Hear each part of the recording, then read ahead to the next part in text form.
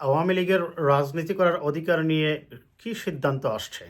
এই ধরনের একটি জল্পনা কল্পনা এখন বাংলাদেশের রাজনীতিতে সবচেয়ে বড় আলোচনার বিষয় হয়ে দাঁড়িয়েছে। তার কারণ হচ্ছে নির্বাচন যতই ঘনিয়ে আসছে তখন প্রতিটি রাজনৈতিক দলেরই তাদের দলীয় হিসাব নিকাশ এবং ভোটের সংখ্যার হিসাব নিকাশে আওয়ামী লীগ নির্বাচনে আসবে কি আসবে না, বা আসতে পারবে কি পারবে না, বা এই সরকার আওয়ামী লীগকে নির্বাচনে অংশগ্রহণের ব্যাপারে কি সিদ্ধান্ত দিচ্ছে, এটি নিয়েই অনেকের মধ্যে বেশ কৌতূহল সৃষ্টি হয়েছে। সেই কৌতূহলের মাত্রা আরেকটু অ্যাক্সিলারেট হয়েছে প্রধান উপদেষ্টার একটি সাক্ষাৎকারের মাধ্যমে।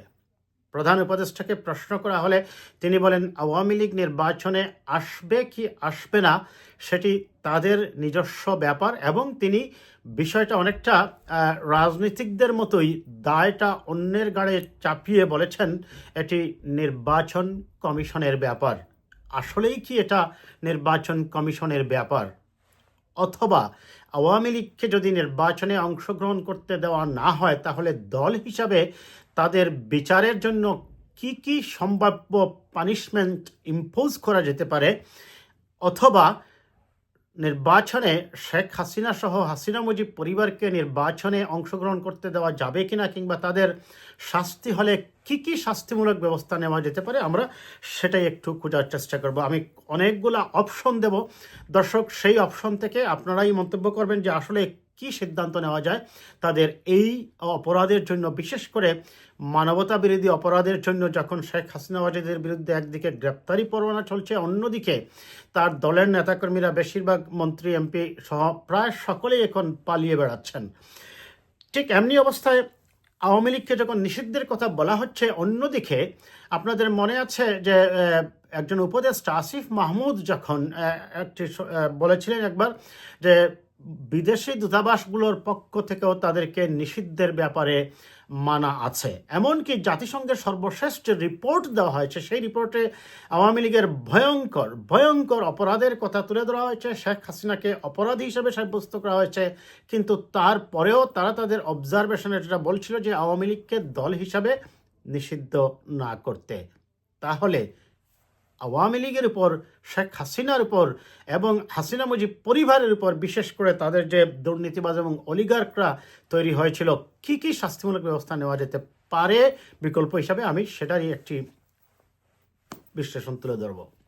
অনেকগুলো অপশন আছে দর্শক, তবে তার আগে এক্স্যাক্টলি আমি খুব সংক্ষেপে শুধু প্রধান উপদেষ্টা বিশেষ করে তার সাক্ষাৎকারের যে বাক্যটা তিনি বলেছিলেন এইটাকে একটু শুনে নেন।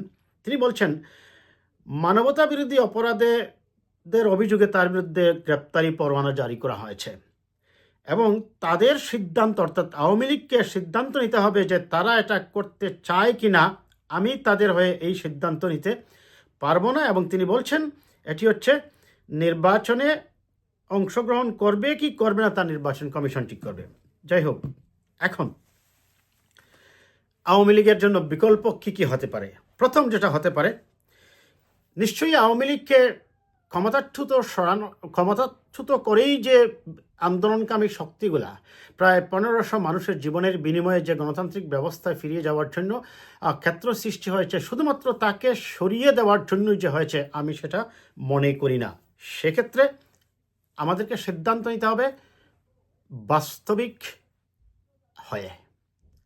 সেন্সিটিভ কিছু সিদ্ধান্ত আছে। অনেক সময় হয় কি, অনেক সিদ্ধান্ত দেখা যায় যে পজিটিভ সিদ্ধান্ত এক ধরনের গৃহযুদ্ধ সৃষ্টি করে দেয় দেশের মধ্যে বা একটি জাতিগোষ্ঠীর মধ্যে।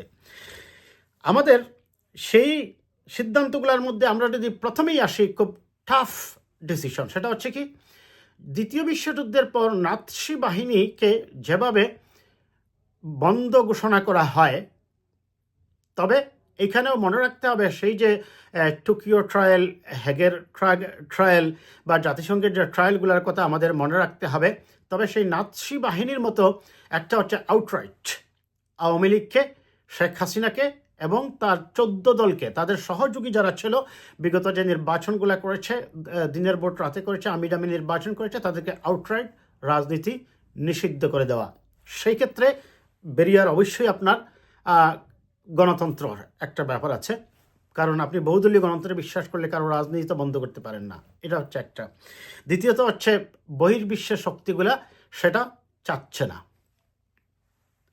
অথবা আপনাকে যেটা করতে পারেন আপনি, সেকেন্ড অপশনে আমি বলবো যে সাউথ আফ্রিকার কথা আপনাদের মনে আছে 1989 বা 90 সালে যারা গুরুতর অপরাধ করেছিল, ভয়ঙ্কর মানবতা বিরোধী অপরাধ করেছিল, তাদের মধ্য থেকে কয়েকজনকে, উচ্চপদস্থ কয়েকজনকে সিলেক্ট করে এদের বিরুদ্ধে আইনগত ব্যবস্থা নেওয়া হয় এবং বাকিদেরকে ক্ষমা ঘোষণা করা কিংবা বাকিদেরকে লঘু শাস্তি দিয়ে দেওয়া কিংবা তাদের অনেককে ওইটা থেকে মুক্ত করে দেওয়া ইত্যাদি ইত্যাদি হয়েছে।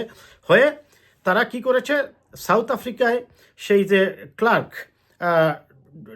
ডার্ক যে গভর্নমেন্ট ছিল, তা সেই সরকারকে সেই সরকারের অনেককেই লঘু শাস্তি দিয়ে তারা কি করেছিল, ভয়ঙ্কর যারা অপরাধী ছিল তাদেরকে শাস্তি দিয়ে তারা বিষয়টাকে নর্মালাইজ করেছিল। তারপরে আসেন আপনি যদি বলেন যে যারা 3টি নির্বাচনে অংশগ্রহণ করেছে সেই ব্যক্তিদেরকে রাজনীতির থেকে নিষিদ্ধ করতে হবে। যেমন আমিডামি নির্বাচন করেছে, দিনের ভোট রাতে করেছে এবং 154 জন আগেই নির্বাচিত হয়েছে। কাজেই এই সকল ব্যক্তিবিশেষ, তার মানে জেনে শুনেই তারা শেখ হাসিনার অপরাধ এবং আওয়ামী লীগের অপরাধ বা 14 দলের অপরাধকে সমর্থন করেছে। কাজেই তাদেরকে রাজনীতিতে নিষিদ্ধ করতে হবে। তারপরে আসেন, এখানে একটা কথা বলা ভালো, যেটা সাউথ আফ্রিকার যেটা আমি কথা বলছিলাম, সেখানে 72 সালেও বঙ্গবন্ধু সরকার কিন্তু দেশ স্বাধীন হওয়ার পর যারা গুরুতর অপরাধী ছিল, ভয়ঙ্কর অপরাধী ছিল, মানবতা বিরোধী অপরাধ করেছিল, যুদ্ধাপরাধ করেছিল, দর্শন করেছে, খুন করেছে, গুম করেছে, এই ধরনের কয়েকজন ব্যক্তিকে কিন্তু সাজা দেওয়া হয়, বিচার হয় এবং বাকিদেরকে কিন্তু বঙ্গবন্ধু সরকার কি করেন, ক্ষমা করে দিয়ে দেন, ঠিক সাউথ আফ্রিকার মডেলের মতোই। তারপরে যে অপশনটা হতে পারে, 3টি নির্বাচনে যেহেতু এদেশের জনগণ তার ভোটাধিকার থেকে বঞ্চিত হয়েছে, পাল্টা ব্যবস্থা হিসাবে আওয়ামী লীগকে আগামী 3টি নির্বাচনে নিষিদ্ধ করা যেতে পারে। তারপরে আসেন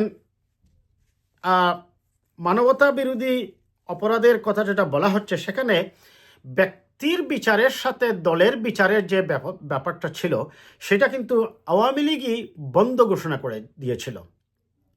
কাজেই ব্যক্তির অপরাধের সাথে দলকে সংযুক্ত করা এবং দলের বিচার করার জন্য যদি প্রয়োজন হয় কোনো অর্ডিন্যান্স জারি করে সেটা তাদের বিচার করা যেতে পারে। তারপরে আসেন আওয়ামী লীগের যারা পদধারী ছিল, শুধু যে মন্ত্রী এমপি ছিল তা নয়, অর্থাৎ এটা হচ্ছে যারা 3টি নির্বাচনে অংশগ্রহণ করেছে এদের সাথেও প্লাস আরও যারা পদধারী ছিল, আপনার উপজেলা চেয়ারম্যান, ইউনিয়ন চেয়ারম্যান সহ যারা পদধারী ছিল এবং এই সরকারের সহযোগী ছিল, তাদের সকলকে কি করতে হবে, রাজনীতিতে এক ধরনের নিষেধাজ্ঞা দেওয়া যেতে পারে, যাতে করে আওয়ামী লীগ পুরোপুরিভাবে একটা ফ্রেশ স্টার্ট করতে পারে। অর্থাৎ তারা যেন পরিশুদ্ধ হয়ে অপরাধীদেরকে বাদ দিয়ে যারা দুর্নীতিতে যুক্ত ছিল না, দুর্নীতি মুক্ত যে মানুষগুলা, যারা পরিচ্ছন্ন ইমেজের যে মানুষগুলা, তাদেরকে নিয়ে তারা রাজনীতি শুরু করতে পারে। আমি অপশনগুলো বলছি দর্শক একটা একটা করে। তারপরে আসেন মোস্ট ইম্পর্ট্যান্টলি, শেখ পরিবারের কাউকে রাজনীতিতে অংশগ্রহণ থেকে বিরত রাখতে হবে। পার্টিকুলারলি শেখ হাসিনা গত 52 বছরের ইতিহাসের সবচেয়ে ভয়ঙ্কর এবং একটি দুর্নীতিগ্রস্ত নিকৃষ্ট একটি শাসন ব্যবস্থা উপহার দিয়েছেন এবং এই যে তার যে একের পর এক অডিও কলগুলো বের হয়ে আসছে, তিনি সরাসরি নির্দেশ দিচ্ছেন গুলি করতে, নির্দেশ দিচ্ছেন গ্রেপ্তার করতে, নির্দেশ দিচ্ছেন যে হেলিকপ্টার থেকেও নাকি মরণাস্ত্র ব্যবহার করে হলেও এদেরকে দমাতে হবে। তার সেই যে ভয়ঙ্কর গণতন্ত্রকে হত্যা করে তার যে আজীবন ক্ষমতায় থাকার যে স্বপ্ন, সেটি তো মূলত এদেশের গণতান্ত্রিক ব্যবস্থাকে ধ্বংস করছে এবং তাকে এখন দেশ ছেড়ে পালিয়ে যেতে হয়েছে। কাজেই শেখ পরিবারের কাউকেই বাংলাদেশের রাজনীতিতে আর আসতে দেওয়া হবে না। এখন আসেন তার চেয়েও বড় যে ইম্পর্টেন্ট, আপনারা জানেন যে জাতিসংঘ থেকে একটি তদন্ত রিপোর্ট হয়েছিল গত 15 বছর শাসনামল সম্পর্কে। তারা একটা ইন ব্রিফ একটা ডিসক্রিপশন দিয়েছে, এবং বিশেষ করে তারা যেটা অবজারভেশনে নিয়ে আসছে সেটা হচ্ছে যে 36 জুলাই যেটা আমরা বলি, সেই 36 দিনের আন্দোলনের বিষয়টা। এখানে তারা ভয়ঙ্কর মানবাধিকার লঙ্ঘনের অভিযোগ তারা পেয়েছে, এবং তারা বিচারের দাবিও করেছে।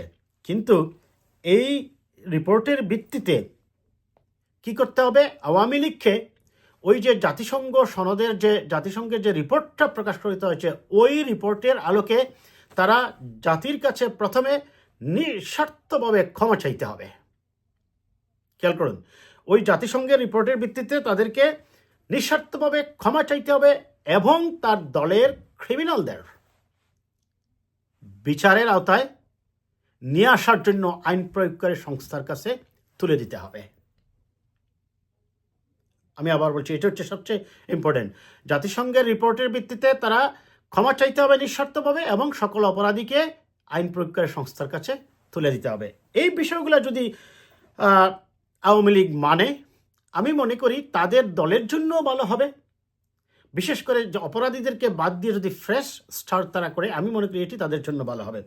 তবে এই সকল বিষয়কে বাস্তবায়নের জন্য আমরা একটা প্রস্তাব দিতে পারি, সেটা হচ্ছে যে এই সবগুলো অপশন দিয়ে আমরা কি করতে পারি, একটা ওয়েবসাইট খুলতে পারি, এবং এখানে জুলাই আন্দোলন সহ সকল শ্রেণী পেশার মানুষের মতামত নিতে পারি। নট অনলি জুলাই আন্দোলনে যে বৈষম্য বিরোধী ছাত্রজোট বা বিএনপি বা জামায়াত বা 12 দলীয় জোট, এরা সহ সকল শ্রেণী পেশার মানুষ সেখানে মতামত দিবে যে আওয়ামী লীগের রাজনীতির ব্যাপারে কী সিদ্ধান্ত নেওয়া যেতে পারে। এই সকল সিদ্ধান্ত থেকে আমরা যেটা কি বলা যায়, ওই যে জনপ্রিয়টাই গ্রহণ করা হবে, বা বেশিরভাগ যে মত দেয় সেটাও করা যেতে পারে। তবে মনে রাখতে হবে, বহুদলীয় গণতান্ত্রিক ব্যবস্থায় রাজনীতি বন্ধের চেয়ে রাজনীতিকে কলুষিত মুক্ত করতে হবে, রাজনীতিকে অপরাধ মুক্ত করতে হবে, রাজনীতিতে দিনের বুট যারা রাতে করে এদের থেকে মুক্ত করতে হবে, পরিচ্ছন্ন মানুষগুলোকে নিয়ে আসতে হবে। আমাদের এই জিনিসটা মাথায় রাখতে হবে। প্লাস বিদেশি শক্তিগুলো, particularly United States, United Kingdom, France, Germany, China, Russia, United Nations সহ এই সকল দাতা সংস্থার বা বিশেষ করে উন্নয়ন সহযোগীদের বা ব্যবসায়িক পার্টনারদের মতামতকেও আমাদের বিবেচনায় নিতে হবে। সেটা নিয়েই আমরা মনে করি যে জাতিসংঘের এই রিপোর্টের ভিত্তিতে এই সরকার একটি সর্বদলীয় সভা ডাকতে পারে, এখন সকল দল মত আন্দোলনকামী সকল দলকে নিয়ে আসতে পারে, এনে তাদের মতামতের ভিত্তিতে একটি বাস্তবমুখী এবং গণমুখী সিদ্ধান্ত নিতে পারে, যেটা দেশের জন্য, ভবিষ্যৎ প্রজন্মের জন্য এবং সুস্থ রাজনীতির দ্বারা চালু হওয়ার জন্য সুফল বয়ে আনবে বলে আমরা মনে করি। তবে মনে রাখতে হবে আমাদেরকে, যে সিদ্ধান্তই আসুক না কেন, জাতিসংঘের এই রিপোর্টের ভিত্তিতে সকল অপরাধীর বিচার নিশ্চিত করতে হবে। End of the day, rule of law যদি নিশ্চিত না করতে পারি, তাহলে আবারও ফেসিবাদের উত্থান হবে, আবারও সন্ত্রাস, জঙ্গিবাদ এবং আপনার কি বলা যায়, দুর্নীতিবাজ, ব্যাংক লুটার, কালোবাজারিদের উৎপত্তি হবে। আজ এ পর্যন্তই।